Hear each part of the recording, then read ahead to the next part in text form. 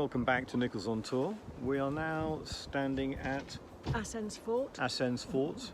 We've driven about half an hour out of Plovdiv. We're on a tour out here, and yeah, we're going to explore this area. And we've just driven through the town of Akarat, I think it is, which is known as Little Jerusalem because it has so many churches in it. And actually it's known also as the centre of the wedding dress industry in Bulgaria. And people travel from far and wide to get their wedding dresses here. So we paid a small fee of 4 lev to get into the castle and sort of surrounding area and what have you. And we're just going to have a little wander around. Down there is the river Chai, and like chai tea, it's named like that because it's warm, but actually that flows right through to Greece, and this was the main route following the river for the Roman army, hence the strategic nature of the fort.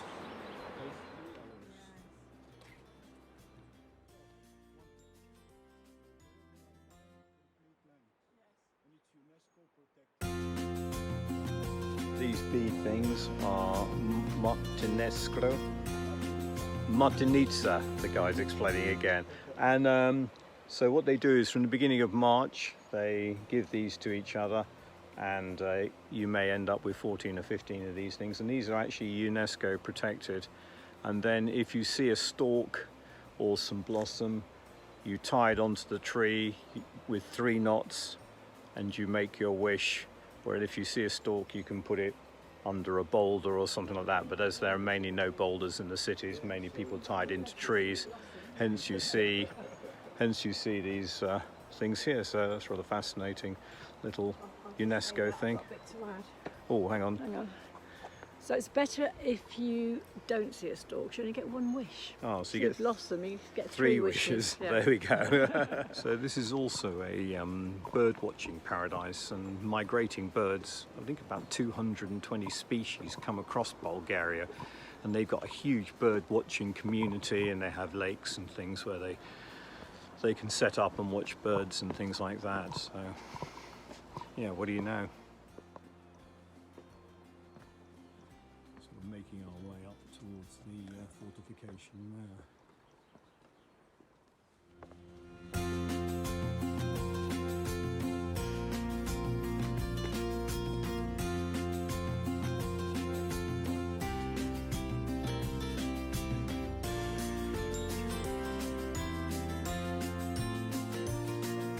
This is also a huge butterfly area as well. They have dozens of species of butterflies, so yeah, it's a big nature area around here.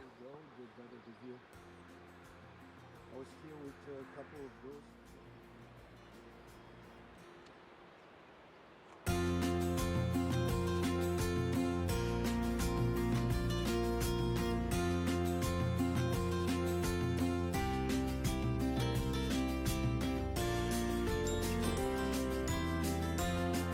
This church behind me, the bottom floor is Roman and the top floor is Bulgarian. When the Bulgarians built the top bit, they just kind of left the bottom Roman bit alone. So you've got 2 churches in 1 building. Maybe it was a bunch of rocks.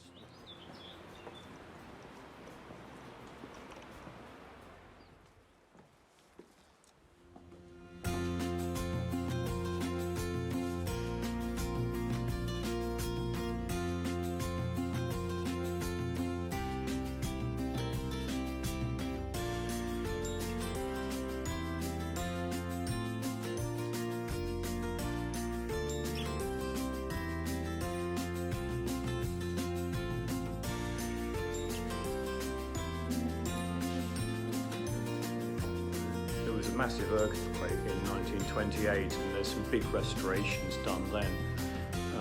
The tower and the dome were damaged and what have you, and the frescoes in here were damaged, and they didn't restore all the frescoes, they just left the original bits up there. So yeah, it's very beautiful.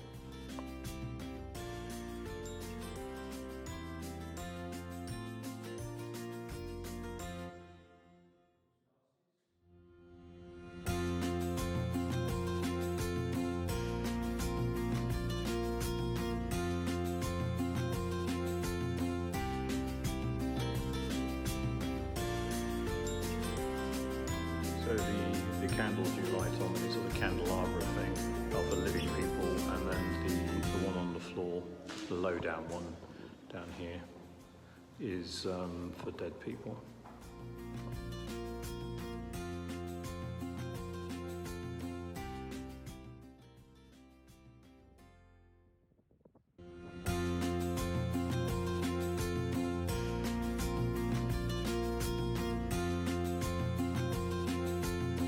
That was the mark of Ivan Asen II, put his mark there. It's in Gregorian, I think, which is a very complicated language, 45 letters, not like Cyrillic, so which has 26, so it can't be read easily. But that was his mark to say, you know, he's going to protect these lands, etc.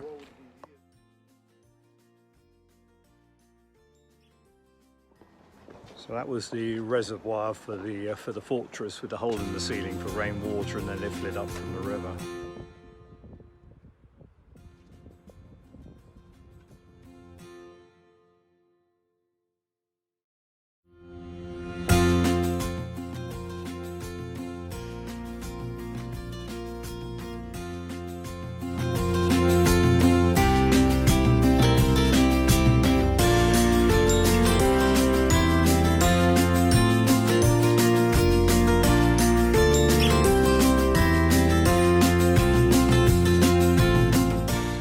To explore the Bakova Monastery, which was built in the 11th century it was originally Georgian and then Byzantine, or the other way around. Anyway, it's the second largest monastery in Bulgaria.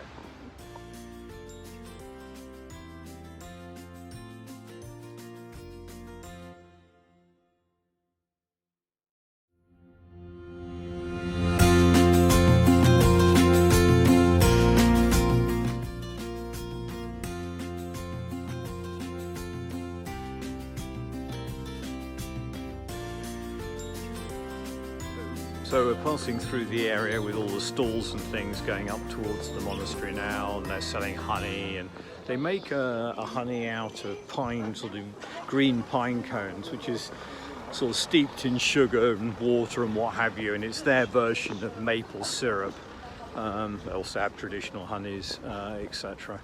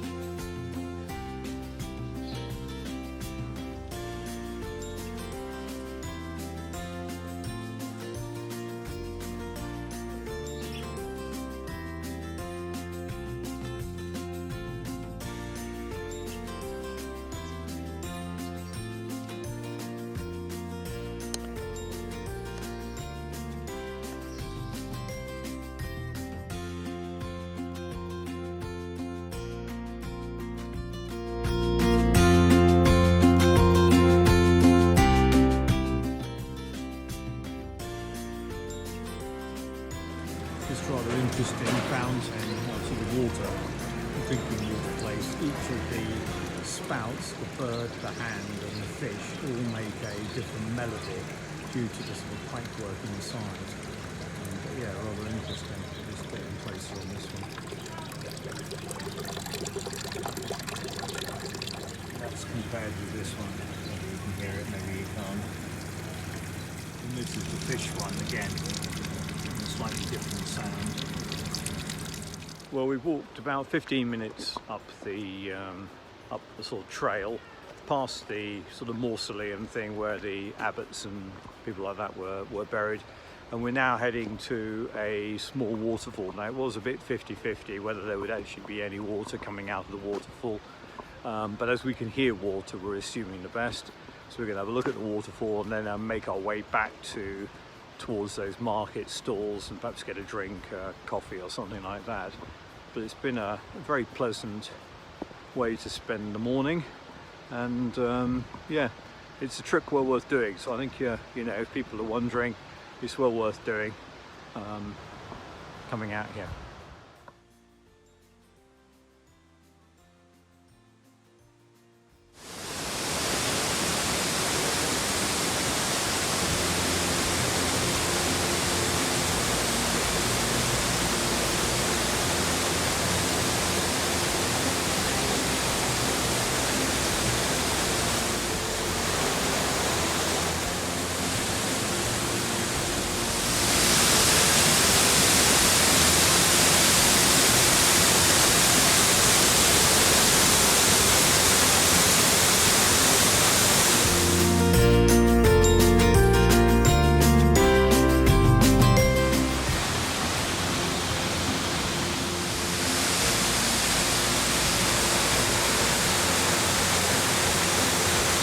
That concluded our tour of the monastery and the waterfall, and the waterfall is definitely worth the sort of 25-30 minute round trip up into the hills to have a look at. Absolutely stunning.